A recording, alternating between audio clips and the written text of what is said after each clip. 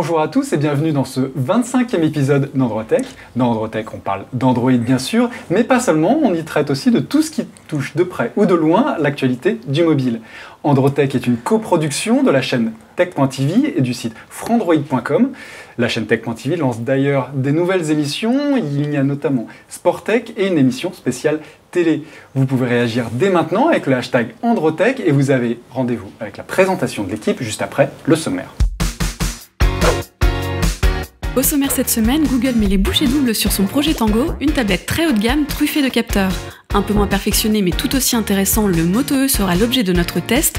L'été approche avec les traditionnelles photos de vacances au programme. Peut-on se contenter d'emporter son smartphone avec soi ou faut-il conserver son compact numérique pour réussir ses photos? Direction ensuite notre sélection d'applications de la semaine. Bonne émission à tous. Cette semaine sur le plateau, j'ai Laure. J'ai très chaud. Et PO. Moi aussi j'ai très chaud, c'est le bon contre-coup des projecteurs, mais c'est pas grave, on va pas s'en plaindre. Hein. En régie, pour parler de plein de sujets, j'ai Gaël. Salut. Sur le plateau cette semaine, nous avons deux invités. Dominique Lorenz, tu es photographe. Je suis photographe, j'étais assistant d'Yann Arthus-Bertrand. J'ai créé le site grainesdephotographe.com. Tu fais des stages de photo. On donne des cours de photo, on apprend aux gens à utiliser leur appareil photo. À Paris. À Paris. Et non, dans pas mal de villes en France. À côté, il y a Sylvain Certain. Tu es auteur-réalisateur. C'est ça, auteur-réalisateur et spécialisé dans les films avec des téléphones portables. Voilà, donc j'en ai fait quelques-uns. T'en as pas seulement fait quelques-uns, tu as même gagné des prix avec, je crois. Exactement, j'ai eu la chance de gagner 3 prix au Mobile Film Festival. Voilà, donc ça fait 3 ans que je fais ce festival et pour l'instant ça m'a plutôt porté chance, donc très bien. Je vais continuer, je pense. On en verra un d'ailleurs dans la partie avec débat, mais maintenant vous avez rendez-vous avec la partie actualité.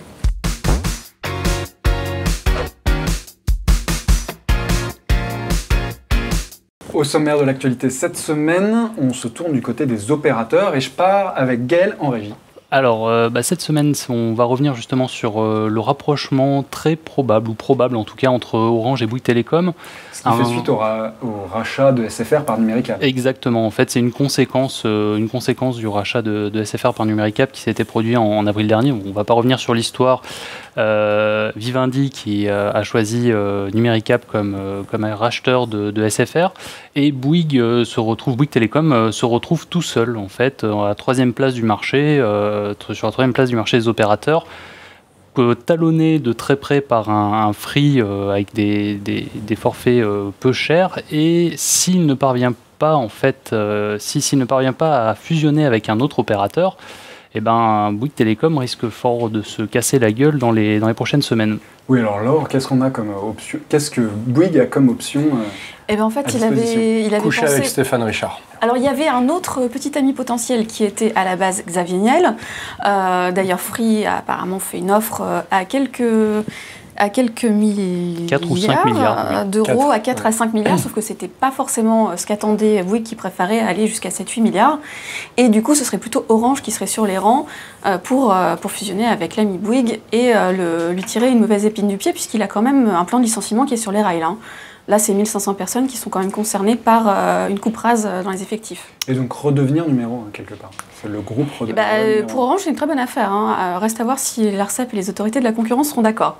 Ça semble un tout petit peu difficile en tout cas. Et oui, de ce point de vue-là, en fait, le gouvernement aimerait beaucoup que Bouygues Télécom et Orange se rapprochent, parce que pour des raisons politiques, en fait, plus qu'économiques. Bon, même si sur ce plan de licenciement qui a été annoncé aujourd'hui, où Bouygues a annoncé que 1516 salariés seraient licenciés avant la fin de l'année, plus un plan d'économie assez drastique d'1 milliard d'euros, je crois, sur 3 ans. L'État aimerait bien que Bouygues et Orange se rapprochent dans le cadre en fait, du plan France Très Haut Débit, puisque le rachat de SFR par Numéricable remet un peu en cause l'accès au très haut débit par la fibre dans les campagnes. Et donc, pour ça, il préférerait que Orange et Bouygues se rapprochent. Et de cette façon, en fait, Bouygues céderait son réseau, toujours pour des raisons de concurrence, céderait son réseau à Free, qui aurait son véritable réseau, et Free ainsi serait incité à fibrer les autres régions françaises. et participer au plan très haut débit du gouvernement français. Reste à savoir si l'ARCEP va marcher dans les pas du gouvernement, ce qui a rarement été le cas par le passé.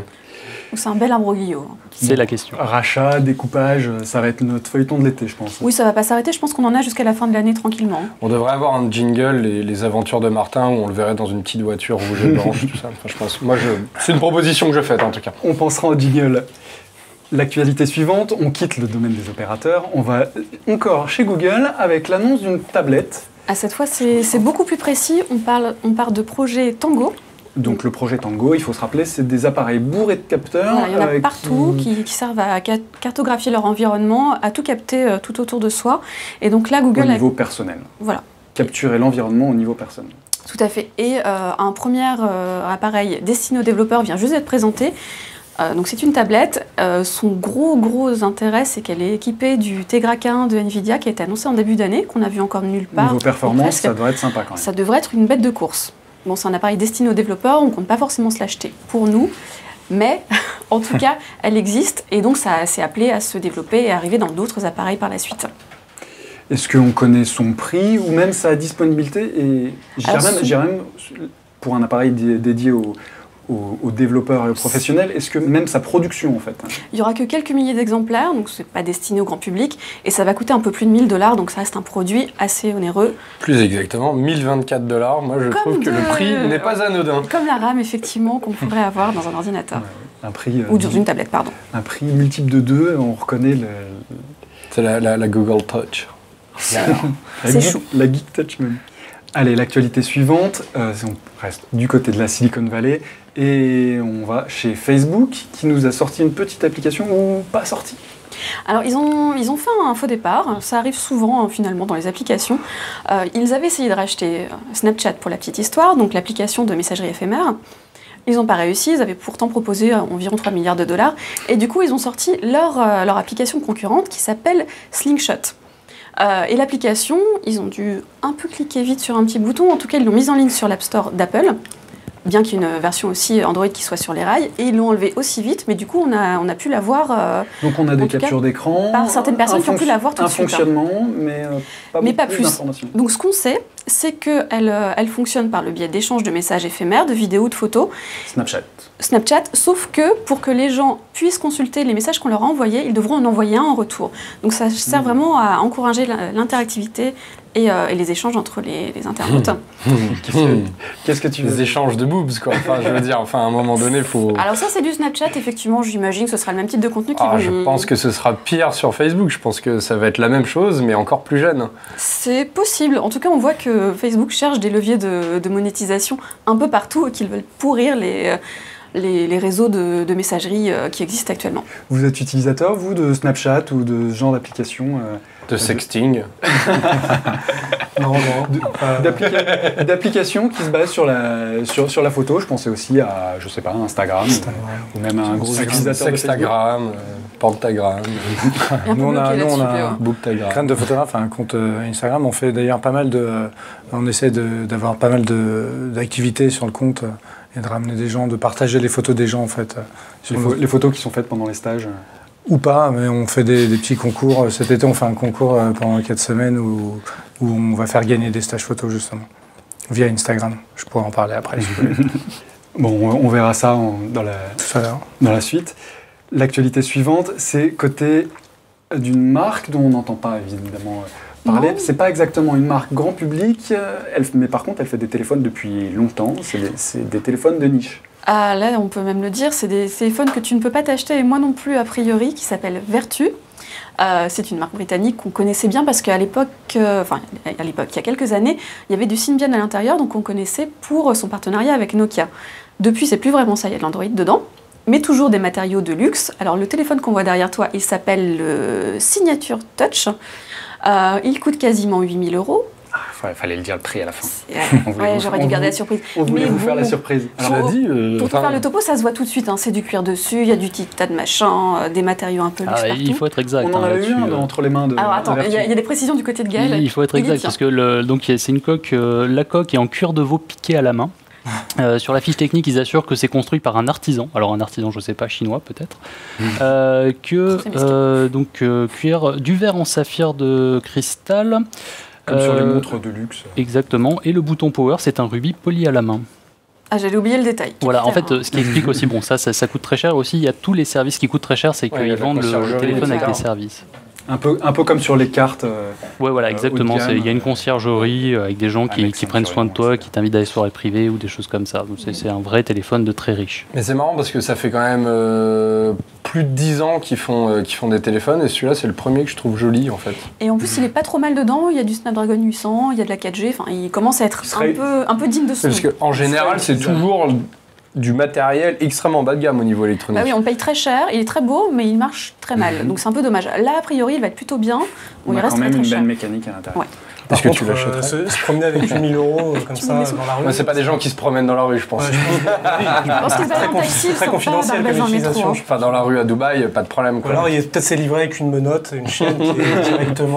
J'ai vérifié, il est vendu à Paris dans 5 ou 6 boutiques. Hein, mais quand même. Et il y a une boutique Vertu à Paris, effectivement. J'ai jamais vu personne avec. T'as déjà vu quelqu'un avec? Non. Jamais vu personne avec un Vertu. Non, jamais. C'est vrai qu'il est. On n'est pas dans les bons milieux. On quitte maintenant l'actualité. Gaël nous a réservé un projet start-up.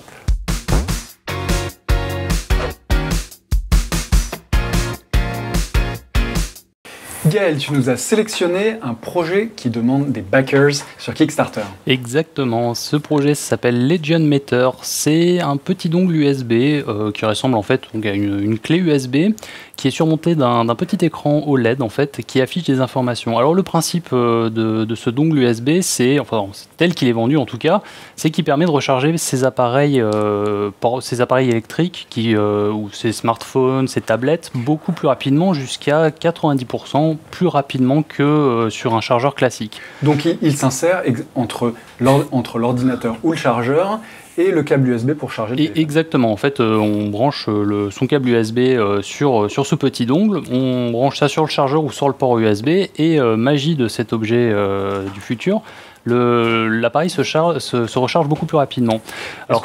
Est-ce qu'on a une idée du mécanisme qui fait que le chargement arrive à être optimisé? La société américaine donc, qui est basée en Californie, à San Francisco je crois, a utilisé en fait déjà a déposé un brevet, mais derrière la technologie elle est assez connue en fait, ça c'est lié en fait au fonctionnement d'un port USB. Un port USB en fait ça a 4 ports en fait à l'intérieur.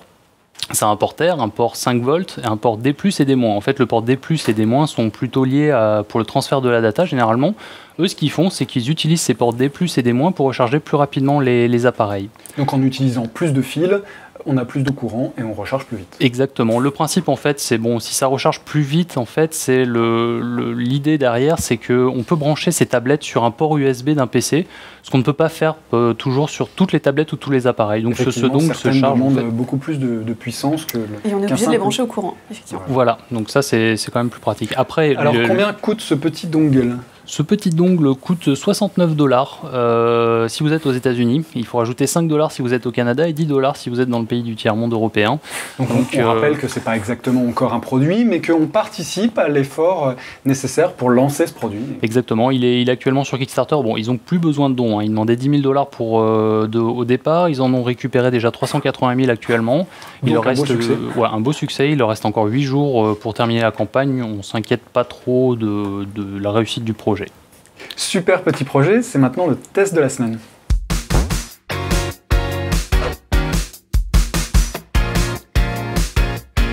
Cette semaine, nous testons le Moto E, un petit frère du Moto G. Plus petit, mais pas tant que ça. Hein. Il fait 4,3 pouces quand même, ce petit frère, mais il est petit par le prix. Même taille. Et il vaut 120 €. Donc forcément, il s'inscrit dans toute cette vague low cost qui arrive d'un peu partout, sauf que là, c'est Motorola. Donc voilà, il faut le dire dès le début.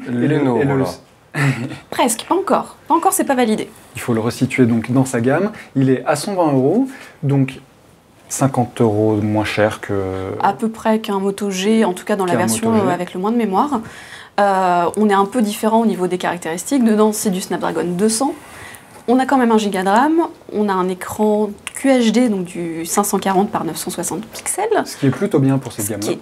Ce qui est même très bien, en fait. À quel téléphone on compare Eh ben, alors c'est compliqué parce que quand on va dans le low cost, en fin de compte, on segmente en tranches de 10 € quasiment. Donc on a du monde à 90 €, à 100, 110, 120. Après, ça monte beaucoup plus cher. Et du coup, on va avoir de l'Arcos, du Wiko, du ZTE, Huawei et compagnie. Bref, des marques qui sont plutôt estampillées low cost ou des marques chinoises. Et à vrai dire, assez peu de smartphones qui en valent la peine, j'ai envie de dire, sur ce segment. On a aussi du Samsung, bien sûr. Généralement, on n'a pas tout à fait les mêmes caractéristiques. Alors, est-ce qu'on peut reparler un petit peu de Motorola? Quel est leur positionnement sur ce marché et sur quel genre de produits il faut les attendre? Alors, Motorola, c'est très simple, ils n'ont plus que 3 produits. Après quelques années assez moyennes, et depuis leur rachat par Google, avant d'être acheté par Lenovo, ils n'ont sorti que 3 téléphones. Le Moto X, qui est le plus haut de gamme de la série, le Moto G, qui coûte entre 170 et 200 €, qui est un très bon terminal de milieu de gamme, et le Moto E. Les 3 ont pour caractéristique d'être de l'Android assez pur, et donc d'offrir une très bonne intégration logicielle. Forcément, c'était quand même chez Google. Et avec que 3 terminaux, on ne peut plus vraiment parler de troupeau de motos. Elle est passée. On va te la laisser celle-là. Alors moi je voulais revenir sur les caractéristiques de ces appareils-là. Et l'une des caractéristiques, c'est une finition qui est quand même assez intéressante. Eh ben oui, parce que souvent on a des téléphones qui craquent quand on essaie de les tordre un petit peu, qui ont une coque qui ne tient pas bien, des finitions. Une finition à la chinoise. Quoi. Voilà, des boutons qui tiennent pas trop. Là, on a un truc solide.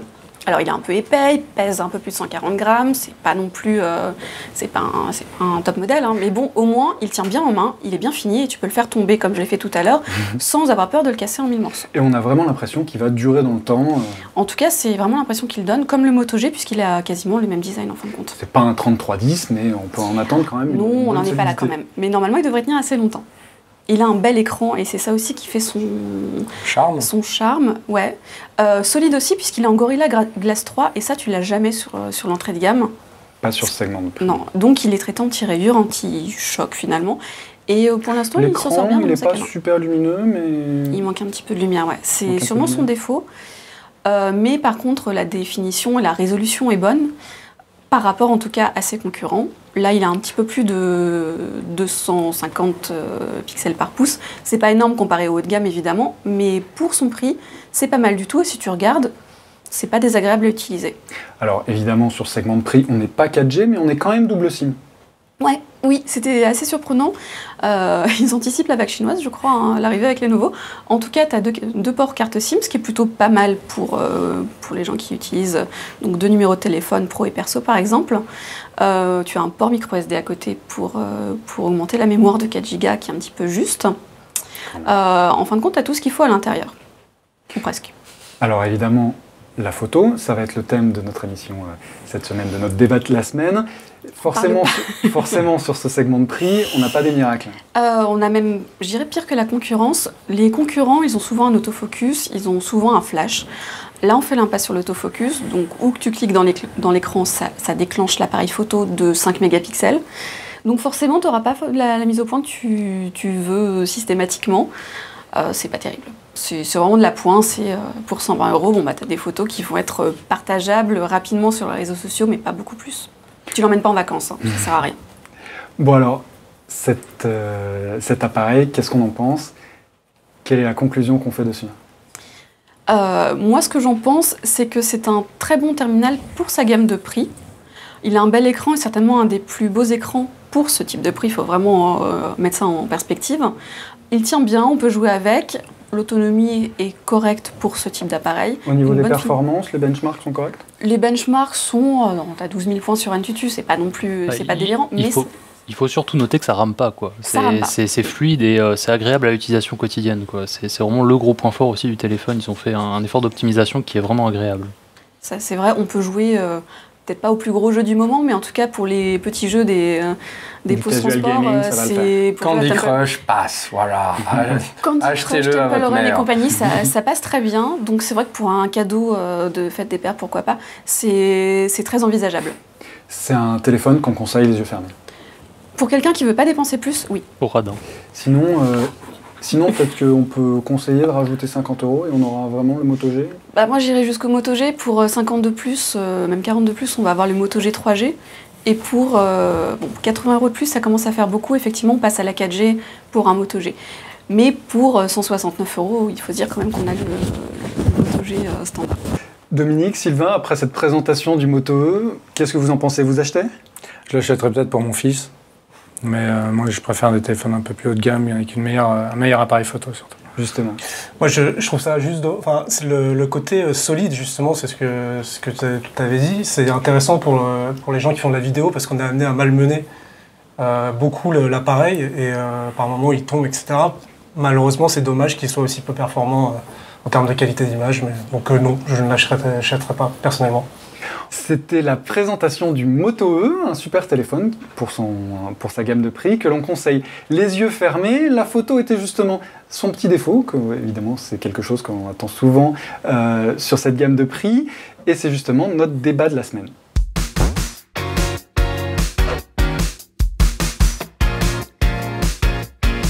La photo est une fonction essentielle de nos smartphones aujourd'hui, à tel point qu'on en vient à penser que ça va remplacer nos appareils photo de jadis, qui étaient les compacts ou les réflexes.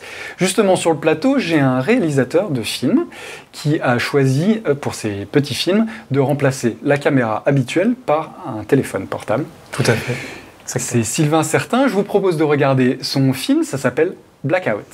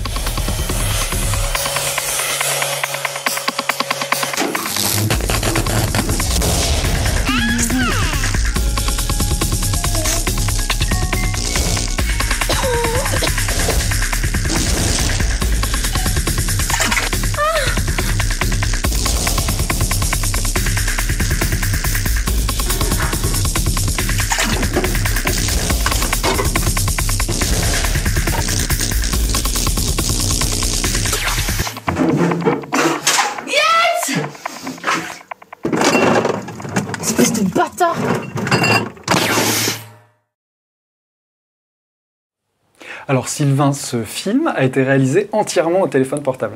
Oui, tout à fait, avec un 4S, un iPhone.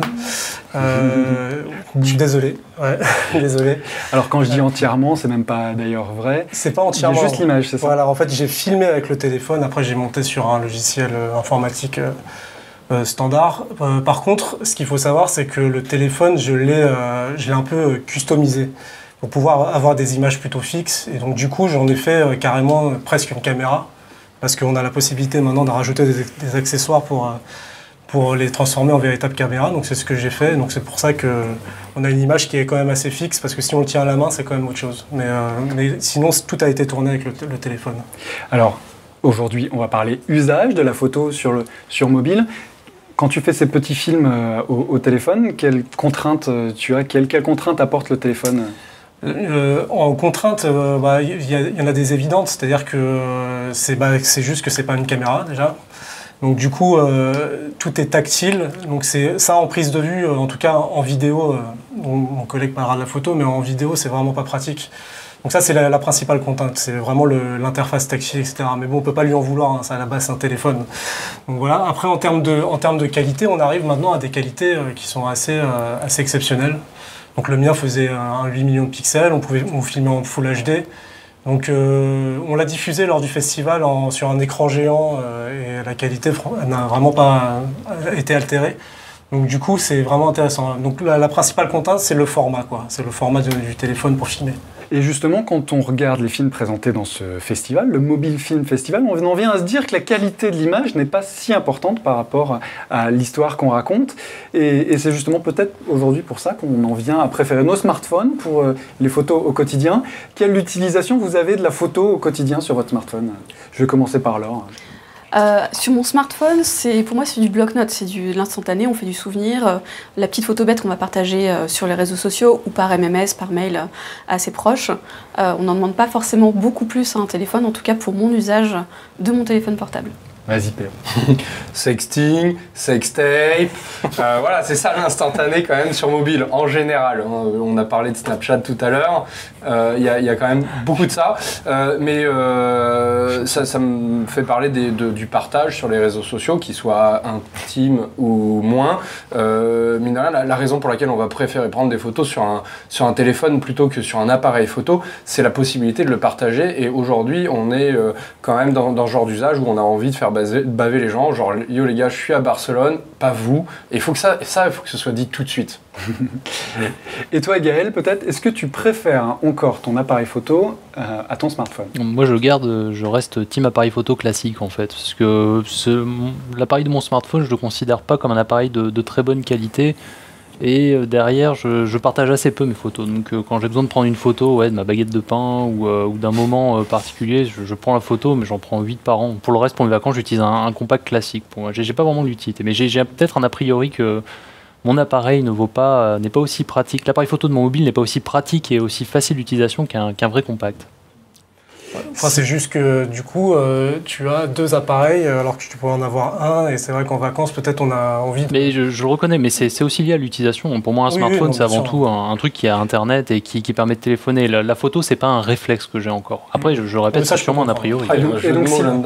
Et donc, Sylvain, est-ce que tu as remplacé ton appareil photo par ton smartphone? Alors, bon, ça dépend pourquoi. C'est-à-dire que pour l'utilisation vacances, etc., effectivement, c'est le téléphone qui prime. Effectivement, il y a le côté instantané de partage. Ça, je suis totalement d'accord. Par contre, quand on veut faire des photos professionnelles ou des films, etc., on utilise quand même toujours des boîtiers réflexes qui sont quand même, enfin, en termes de prise de vue, qui sont quand même supérieurs. Qui sont beaucoup plus cinématographiques en tout cas que le téléphone, sur lequel il faut rajouter de toute façon des filtres pour donner cet effet un peu cinéma. Donc, voilà. En ce qui concerne ma partie, je reste encore... Et en termes personnels, tu as encore un compact? J'ai jamais eu de compact. Moi, personnellement, j'ai eu que ce genre d'appareil, des réflexes. Donc les compacts, j'ai jamais utilisé, mais c'est vrai qu'à partir du moment où j'ai découvert le smartphone, je me suis même pas posé la question de s'il fallait en acheter ou pas. C'est-à-dire que ça me suffisait, quoi. Je me tourne maintenant vers le photographe. Alors, est-ce que tu fais encore plus de photos avec tes appareils photo professionnels? C'est assez mélangé en fait, parce que quand je travaille, évidemment, je suis obligé de prendre un réflexe. Évidemment. Tu vois, là, dans pas longtemps, je dois faire des photos aériennes. Je pense qu'avec un téléphone, ça ne rendrait pas grand-chose, parce que tu as besoin d'avoir des longues focales ou des objectifs spéciaux qui ouvrent pas mal. Et qui sont très rapides. Et le smartphone me sert plus de bloc-notes quand je fais des repérages. C'est quelque chose que j'ai tout le temps sur moi. J'ai un compact, enfin j'ai plusieurs appareils photo, j'ai un compact aussi, mais le compact il est plus encombrant et je ne l'ai pas forcément avec moi.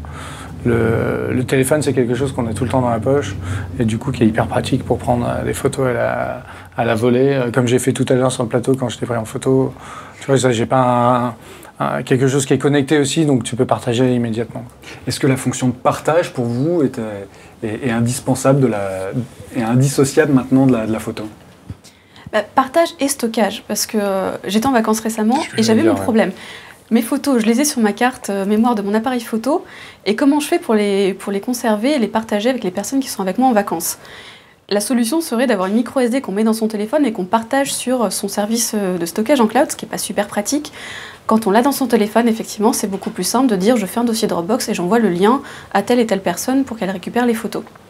Donc ça fait une partie des dimensions importantes. Sur les compacts, on peut le faire. On a du Wi-Fi qui est accessible sur certains. Alors mais la configuration est horrible. Généralement, c'est pas pratique. Et si on n'a pas un vrai système d'exploitation dedans, ça commence à être super compliqué. Qu'est-ce qu'on pense justement des appareils qui sont de plus en plus connectés, puisque justement on a même des appareils photo sous Android depuis quelques années. mais on a ces appareils photo sous Android, mais on a même des appareils photo qui sont extrêmement proches, comme ce que fait Samsung avec le Samsung Zoom. On est extrêmement proche du smartphone à cet endroit. Alors on a 3 types d'appareils. On a ce qui est juste derrière toi, du compact hybride avec de l'Android dedans. Ça, c'est Samsung qui le fait. Samsung Galaxy. Le Galaxy NX. On a ce que tu as juste à côté de toi sur le plateau. Qui est magiquement apparu sur le plateau. Voilà, qui est arrivé tout seul. Le Galaxy Camera, alors là, c'est le modèle numéro 2 qui vient juste de sortir. Donc il ressemble à un appareil photo compact, avec un petit côté rétro d'ailleurs, qui fait son petit effet. Est-ce qu'on a la 4G sur ce genre d'appareil ? Alors certains ont la 4G, d'autres pas, mais l'intérêt c'est qu'ils puissent se connecter facilement et on a de l'Android dedans. Le petit voisin à côté, c'est le Nikon, le S810C, pardon, qui n'est pas 4G ni 3G, mais qui permet d'avoir les fonctionnalités d'un compact avec l'Android en plus, donc le partage, les applications, les petits machins en plus très pratiques. Le NX c'est 4G. Galaxy NX qui est derrière, oui, tout à fait, il est connecté. Et sinon, tu as de l'appareil photo qui se transforme en téléphone du type Galaxy K-Zoom, Galaxy S4 Zoom, qui a un objectif, qui a un zoom, mais qui a un téléphone quand même. Donc c'est un peu encombrant, c'est pas super pratique. Qui est utilisable au quotidien, mais qui devient encombrant. Qui est plus épais parce qu'il y a un objectif, donc ça prend de la place. Alors est-ce qu'on veut faire l'effort de supporter la taille d'un objectif pour faire des photos une fois de temps en temps ? C'est un compromis qu'il faut savoir faire si on a un usage quand même suffisamment important. Mais sur le marché, on a d'autres compromis d'ailleurs, non ? On a les Lumia qui proposent des appareils photo extrêmement corrects, qui se rapprochent des compacts. C'est les solutions techniques de chacun. Alors il y a le PureView chez Lumia, avec des mégapixels par dizaines, c'est magnifique, on peut zoomer et tout. Mais ça prend un petit peu de place aussi parce que l'objectif est un peu plus gros. On a également des systèmes à la HTC avec l'ultrapixel. Alors là, on a plus de lumière, machin, qui rentre. Des systèmes un peu partout. Est-ce que ça vaut un appareil photo ? C'est quand même la question qui se pose. Justement, je la pose à un photographe. Tu as testé justement ces Samsung Galaxy Camera et ces appareils photo connectés. Est-ce que le fait qu'ils soient connectés impose un compromis sur la partie photo ? Moi, j'ai testé j'ai le Samsung, le Zoom S4, c'est ça, le Galaxy Zoom S4, ouais. Et j'ai travaillé avec Samsung et ils m'ont prêté le Galaxy NX, qui est pas mal, c'est un bon appareil photo avec des objectifs interchangeables, donc qui permet de faire pas mal de choses. Qui a un grand capteur, donc qui est plus sensible que les petits capteurs des appareils photo qui sont dans les téléphones. J'ai fait les nuits blanches avec, j'ai couvert les nuits blanches l'année dernière, donc photos de nuit, et ça marche assez bien. Ouais. Et tu as pu apprécier ce côté connecté ? L'idée, c'était de faire des photos, de les tweeter et de les poster sur Instagram en même temps. Donc comme il y avait une puce 4G dedans, c'était ultra rapide. C'était tout au début de la 4G, il n'y avait personne sur le réseau, donc ça partait en une fraction de seconde. Et c'est vraiment intéressant. C'est intéressant d'avoir un vrai appareil photo qui permet de faire des photos de qualité avec les réglages qu'on a sur un appareil photo, c'est-à-dire vitesse, diaphragme, jouer sur la profondeur de champ, jouer sur des flous de mouvement, des choses qu'on ne peut pas vraiment avoir sur un smartphone parce que c'est limité au niveau des réglages. Et là, on a vraiment tous les réglages qui sont propres à la photographie et au réflexe dans un appareil connecté. Donc on peut faire des photos vraiment de meilleure qualité et surtout contrôler beaucoup plus de paramètres par rapport à un téléphone. Est-ce que justement, maintenant qu'on a des appareils tactiles avec justement un grand écran, comme par exemple sur le Galaxy Camera, on peut s'attendre à des fonctions d'édition qui sont d'édition sur le téléphone qui sont sur l'appareil photo qui sont beaucoup plus intéressantes?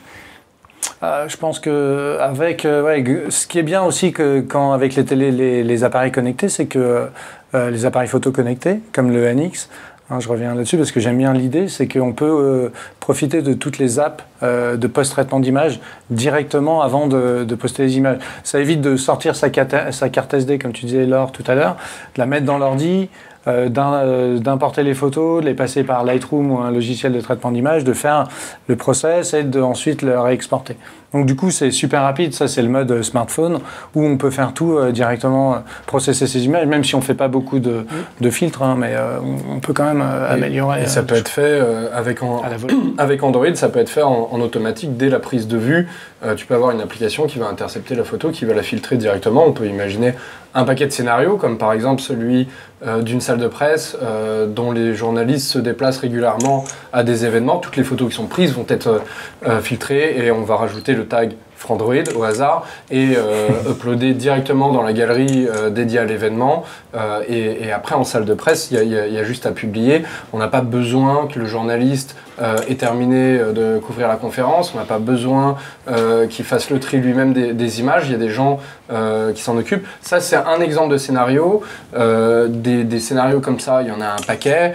On a les ambulanciers qui sont obligés de constater un certain nombre de choses sur des victimes. On peut avoir les policiers, on peut avoir un paquet de corps de métier qui ont besoin de ces fonctions de partage. Et quand on dit partage, c'est pas forcément sur les réseaux sociaux de façon publique. Ça peut être tout simplement de façon très privée pour l'entreprise, pour le corps de métier ou quoi que ce soit. Donc c'est vraiment des choses qui sont super intéressantes et c'est l'une des raisons pour lesquelles moi je suis intimement persuadé qu'on ne va pas se balader très longtemps des appareils qui n'auraient pas toute cette couche de connectivité. Mais, en fait, ils commencent maintenant, en fait, moi je veux plutôt le sens inverse où ils vont connecter les appareils photo. Là, ils commencent vraiment à connecter de vrais appareils photo. C'est ça qui serait plus intéressant, d'avoir la qualité d'un vrai appareil photo, mais connecté à Internet. Mais là, ils commencent, je crois que Nikon, ils font des petits compacts, mais ils commencent déjà pour les réflexes. À commencer à penser à mettre des puces dedans si c'est pas déjà fait, mais je veux pas m'avancer. Si, ouais, c'est déjà fait. Dans ce cas-là, on parle. Moi, je voulais vous poser une question. C'était sur la part du logiciel dans les capteurs du mobile. Aujourd'hui, je pense qu'on est de plus en plus à laisser finalement notre appareil photo en mode automatique. Est-ce que tu constates aussi que les modes automatiques sont de plus en plus performants, même sur les compacts ? Je dirais pas ça parce que moi j'apprends justement à des gens à utiliser leur appareil photo et sortir du mode automatique. Donc y a pas mal de gens qui, en fait le problème avec le mode automatique c'est que c'est l'appareil qui décide tout pour toi, qui va faire ta photo. Et les gens, au bout d'un moment, quand ils ont un appareil, même celui-ci, je voyais, où il y a déjà des modes experts, où tu peux sortir du mode automatique, les gens, ils ont envie d'aller voir. Tu vois, ils ont la curiosité, ils veulent aller voir ce que ça fait que d'être dans un autre mode que simplement le mode automatique. Donc tant qu'il y aura d'autres modes proposés, je pense que les gens voudront aussi aller explorer ces modes-là. Est-ce que vous pensez aussi que les photos, quand même, sont de mieux en mieux avec les modes automatiques ? Oui, après ça dépend de où. En vrai, tu ouvrais le débat tout à l'heure en parlant des compacts. Moi j'ai toujours été extrêmement déçu des modes automatiques des compacts. Tu sais quoi, je pense que les modes automatiques sur les téléphones sont bien plus au point, bien plus intelligents et sortent de meilleurs résultats. Je pense, ouais, parce que par exemple je regarde celui-là, il y a tellement de modes automatiques dessus qui sont préprogrammés. En fait c'est des modes automatiques optimisés pour un certain type de photo. Tu vois, par exemple là, et le tactile rend ces modes faciles d'accès et d'utilisation. Plus rapide d'utilisation surtout. Ouais. Et peut-être aussi que la puissance embarquée dans nos smartphones sont plus importantes que dans celle des compacts d'alors. Ça simplifie assurément la navigation à l'intérieur des menus quand on voit les compacts, les horribles interfaces. On n'arrive pas du tout à s'y retrouver quand on n'y connaît pas grand-chose en tout cas. Pour retrouver le sous-menu, on va régler les ISO et le machin. C'est inaccessible pour une personne lambda qui n'y connaît absolument rien, qui veut découvrir. Sur un smartphone, c'est facile de dire je vais dans Réglages et j'ai tout dans une petite... Et puis sur la molette d'un compact, on est coincé avec des petits pictos qui en plus ont des biais culturels qui fait qu'on ne les comprend pas toujours dépendamment d'où on vient. Alors qu'effectivement sur l'interface tactile, d'abord on peut, en fonction de la langue, on peut changer un paquet de choses et puis surtout on a la place d'expliquer, alors voilà, là c'est pour faire ça. On peut même mettre des photos d'exemple, ça va donner ça. Donc c'est beaucoup plus... C'est ce que fait Samsung d'ailleurs beaucoup dans ses interfaces. Dans les menus, c'est génial. C'était évidemment mon exemple. Ouais, c'est génial. Ce qu'ils font là, Samsung maintenant dans les interfaces, c'est incroyable. Ils proposent des choses qui sont vraiment excellentes. Ça rend vraiment la photo de qualité accessible. Ouais, ça rend la photo de qualité accessible et simplement accessible en fait. Qu'est-ce que vous avez comme téléphone autour de la table ? Et ma question suivante, ça va être, est-ce que vous êtes content de la qualité de votre appareil photo ? On commence par moi ? Vas-y. Ok, j'en ai plein. Je suis partie en vacances il y a quelques semaines, donc j'étais pas là, c'était cool. Et j'avais emmené plusieurs choses. Parce que moi, je n'utilise pas justement seulement mon appareil photo, j'utilise aussi mon téléphone pour des usages différents. Pour les panoramas, j'ai trouvé ça très pratique de prendre ceci. C'était l'Oppo Find 7A, qui s'en sort très bien, qui est là. Si on le voit, hop, on le reconnaît comme ça. Qui fait des très bons panoramas et c'est beaucoup plus facile qu'avec mon compact, qui a un mode caché je ne sais où, donc je l'utilise jamais. Par contre, j'avais besoin de faire des photos avec des zooms pour des éléments précis. Et pour ça, j'ai préféré prendre mon compact. Et puis pour les photos bêtes que j'avais envie de partager, j'ai pris mon téléphone perso, donc le G2, qui fait des très bonnes photos, mais pas d'une qualité non plus digne d'un vrai bon compact numérique, ni d'un réflexe évidemment. Donc je mélange tout. Du coup, tu as voyagé avec deux appareils Oui, c'est scandaleux de prendre autant de choses. D'accord. Deux téléphones et un appareil. Non, pourquoi pas Deux téléphones. C'est trop connecté. Mais ceci dit, pour le côté partage, le téléphone était très pratique. Pour le côté, j'ai envie de zoomer sur un élément qui est un peu lointain, j'avais quand même mon compact parce qu'un zoom qui multiplie par 20, c'est inaccessible à un téléphone standard. Sauf cela. Mais oui, mais ça, c'est pas un téléphone, ça reste un compact. Ouais, c'est un appareil. Vous croyez qu'à un moment, la qualité sur le téléphone va devenir suffisante, que vraiment on oubliera les appareils photo? Moi, je pense que c'est suffisant pour les réseaux sociaux. Et après, maintenant, on arrive quand même... Il y a des expos photos qui sont avec des photos mobiles. Donc, je pense qu'on va arriver à un moment donné à ne plus avoir d'appareil photo ou à avoir, en tout cas, la gamme des compacts qui va plus ou moins disparaître. D'ailleurs, c'est ce que craignent les constructeurs. Moi, je pense qu'il y aura toujours un problème de capteurs parce que on a encore des capteurs qui sont très petits malgré le nombre de mégapixels. Moi, j'ai vu qu'il y avait des smartphones qui font du 4K. J'ai entendu parler de ça. Tout à fait. J'ai vu des images. J'ai pas trouvé ça en termes de qualité d'image. J'ai pas trouvé ça. À mon avis, c'est très très lourd. Donc, il faut avoir une mémoire énorme. Je sais pas si c'est... Moi, j'avais vu celui de Acer, je sais pas si vous le connaissez. Ils avaient même fait un concours avec ce portable-là. Et du coup, je pense pas, moi, pour répondre à ta question, je pense pas qu'un jour ça remplacera, en tout cas dans mon domaine, le cinéma, je pense pas que ça remplacera un jour. Mais c'est marrant ça, parce que ça nous emmène sur un autre truc, en fait. C'est finalement, aujourd'hui, le principal argument, pardon, je vais me corriger tout seul, le seul et unique argument que les constructeurs mettent en avant sur les appareils photo des téléphones mobiles, c'est le nombre de millions de pixels qu'on va être capable de capter avec l'appareil. Même si certains essayent de sortir de ce jeu avec justement, j'allais y venir. HTC, c'est le seul aujourd'hui qui ne rentre pas dedans et en même temps qui rentre quand même dedans. C'est-à-dire que son vaisseau amiral, le HTC One, a un appareil photo qui capte moins de pixels, mais qui est supposé être de meilleure qualité parce qu'il est accompagné d'un second capteur. En revanche, c'est plus ou moins pratiquement le seul. Tous les autres, ils repartent sur du 13 millions de pixels, etc. Et c'est les téléphones qui vendent pour de vrai, en fait, en termes de volume. Donc du coup, sur cette bataille de « non, nous, on n'est pas trop les millions de pixels », en vrai, ils y sont pas. Ils essayent quand même de vendre des millions de pixels. Ouais, mais ça, c'est marketing, mais c'est comme pour les téléviseurs. On vend des téléviseurs 4K, mais il n'y a aucune chaîne qui diffuse du 4K. Mais du coup, peut-être que justement, la réponse à la question de Baptiste, elle est peut-être du côté des constructeurs, justement. Est-ce qu'on va pas essayer de proposer d'autres types de capteurs au public? Et du coup, là, moi, j'amène à Trilo, qui est quand même pas... Enfin, c'est pas la même chose, mais là encore, on est quand même sur un changement de paradigme. Je sais pas si on peut prendre 30 secondes pour expliquer le concept. Vas-y. En gros, plutôt d'avoir un seul capteur, on va avoir plusieurs micro-capteurs et le but de cette techno-là, c'est d'être capable de faire l'édition de profondeur de champ directement dans les litros. Comme dans les litros un peu. J'ai dit Trilo, je voulais dire litro. D'ailleurs, il est question depuis quelques temps qu'un appareil sous Android litro sorte. Et là, pour le coup, on pourrait espérer une édition non pas sur un ordinateur, mais une gestion directement sur l'appareil photo, ce qui serait vachement bien. Ou le téléphone. Mais pour revenir un peu au pixel, c'était un peu ce qui s'est passé quand le numérique est apparu en photo. Il y a eu la course au pixel, voilà. Il y a eu la course au pixel qu'ils ont fait pendant une petite dizaine d'années, et puis à un moment, ils se sont rendus compte que de toute manière, faire des capteurs à 30 millions de pixels, ça ne sert pas à beaucoup de gens.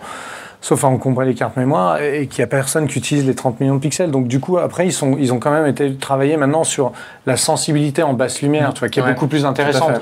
Et je pense que les téléphones, à un moment, ils vont dire... On peut espérer la même chose. On va espérer la même chose. Les téléphones, ils vont dire les pixels, ça sert à rien, mais on va travailler sur des capteurs de meilleure qualité. Et de Lumia, il parlait de faire des capteurs plus sensibles en basse lumière. En tout cas, leur argument publicitaire, c'était dans basse lumière d'avoir une meilleure qualité d'image. Je pense que ça va venir naturellement à ça de toute manière, parce que je veux dire, de faire 500 millions de pixels, ça sert à personne. Tu vois.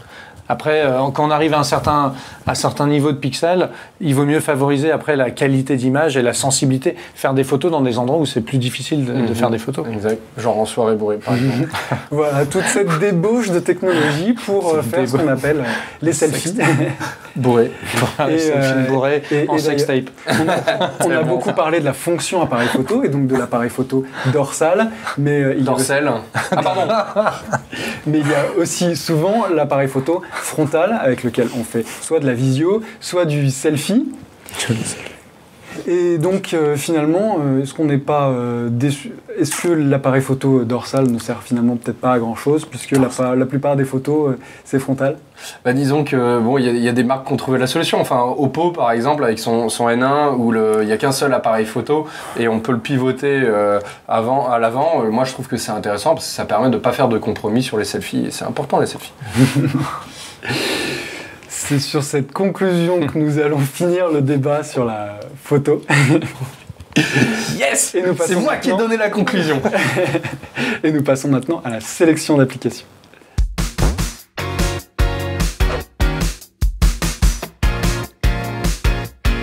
C'est maintenant notre sélection d'applications de la semaine et je me tourne vers Dominique. Tu nous as préparé une application dédiée à la photo, évidemment. Snapseed, une application qui permet de développer ses photos en fait, après la prise de vue. C'est une application, je crois, qui a été rachetée par Google l'année dernière et qui est surtout en native maintenant dans les Nexus quand on sauvegarde ses photos via Google+. Ils l'ont intégré à Google+, donc du coup, tu as une app qui te permet de passer tes photos en noir et blanc. Il y a vraiment plein de possibilités. Plein de réglages, d'édition. Voilà, d'édition, de post-prod. C'est vraiment une super app pour la photo que je conseille à tous les gens qui ont un Android. Et éventuellement même un iPhone. Plus généralement, est-ce que tu as des conseils à donner à tous ceux qui prennent des photos avec leur appareil? Je pense qu'il faut prendre pas mal de photos, mais le meilleur conseil que je puisse donner pour prendre des photos, c'est de prendre son temps quand on prend une photo. Pour essayer de ne pas faire un flou, d'être bien cadré, de cadrer horizontalement plutôt que verticalement. Ça, ce serait mon conseil. Le prochain à nous avoir préparé son application, c'est Gaël. Oui, avec AirDroid. Donc ça fait suite à la semaine dernière où on parlait de Apple et de la continuité entre iOS 8 et Yosemite. Je voulais voir moi justement de mon côté s'il existait des applications un peu identiques sur Android, et AirDroid qui est une vieille application qui existe depuis la nuit des temps, que j'ai installé hier et qui sauve ma productivité, qui est franchement génial. Donc le principe de AirDroid, c'est d'avoir en fait de ne plus regarder l'écran de son smartphone quand on est sur son PC. Donc en fait, directement depuis son PC, de son navigateur, on peut accéder à toutes les fonctions principales de son téléphone. On peut envoyer un SMS depuis son PC, retrouver ses contacts, lancer un appel. Tout ça directement depuis son navigateur, en fait. Directement depuis son navigateur, et ça va même un peu plus loin, puisque quand tu actives des notifications, enfin moi je suis sur Windows en tout cas, quand je reçois un SMS ou quand il y a une application qui me notifie de quelque chose, c'est dans la barre de notification de Windows que ça apparaît directement. C'est vraiment fantastique. Je ne regarde plus mon téléphone quand je suis au bureau. C'est génial. Des utilisateurs de cette application sur le plateau? Depuis la nuit des temps, comme Gaël l'a signalé, ouais, effectivement, AirDroid c'est franchement top. Ouais. Ça marche sur Mac? Ça marche sur Mac, ouais. C'est une web app, hein, donc ouais, effectivement, Linux, Solaris, OpenBSD. C'est une web app qui est proposée par le téléphone, et donc on se connecte sur le téléphone. Tout à fait. C'est ça qui est intéressant. Laure, ton application, s'il te plaît.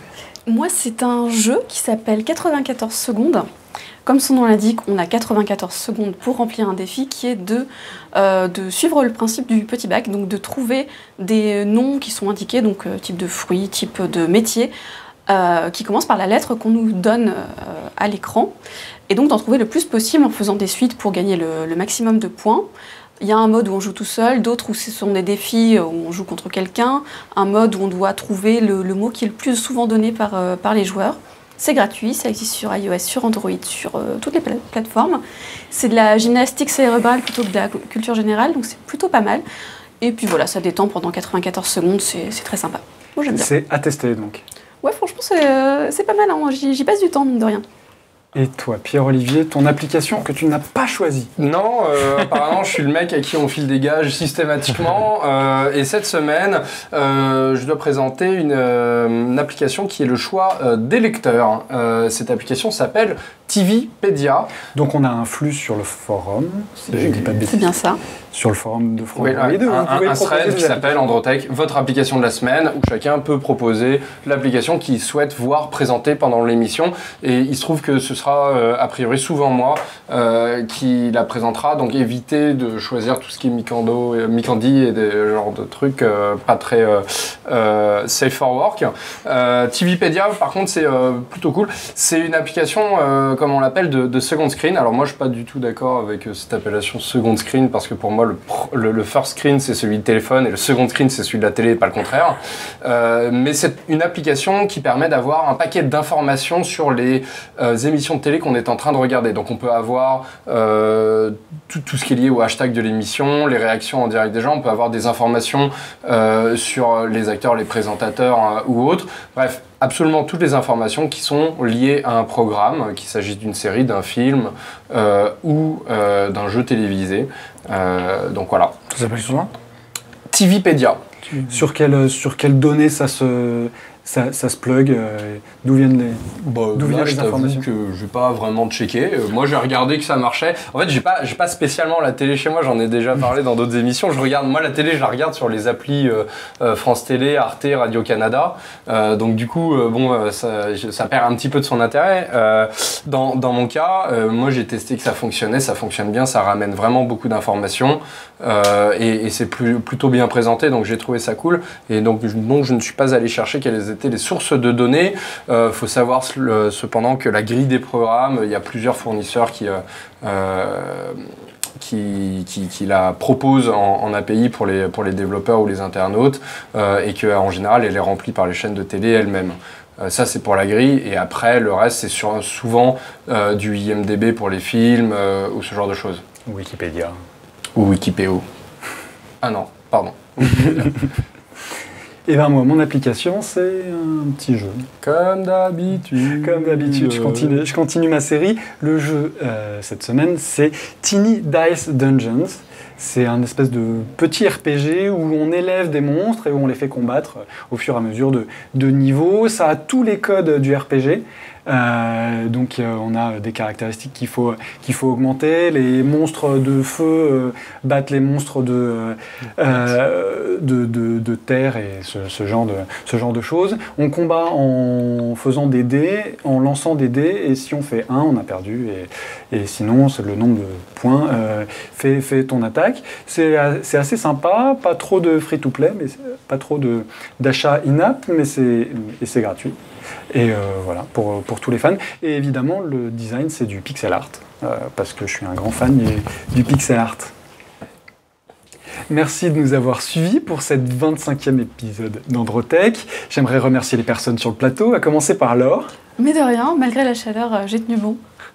PO. D'ailleurs, moi, j'aimerais faire une petite dédicace au climatiseur. En régie, j'ai Gaël. Salut. Et nos invités, à commencer par Sylvain Certain, auteur-réalisateur, dont vous pouvez retrouver les vidéos sur Internet. Ce fut un plaisir, merci. Et Dominique Lorenz, photographe. Graindephotographe.com. On fait des stages aussi pour la photomobile à partir du mois de septembre. Super nouvelle donc. En régie, aux commandes, j'avais Édouard Marquis, producteur de la chaîne Tech.tv, avec des nouvelles émissions, et notre fantastique réalisateur, Olivier Rousseau. Merci beaucoup, et à la semaine prochaine, ça sera en live pour la Google I.O. À bientôt. Salut. Au revoir.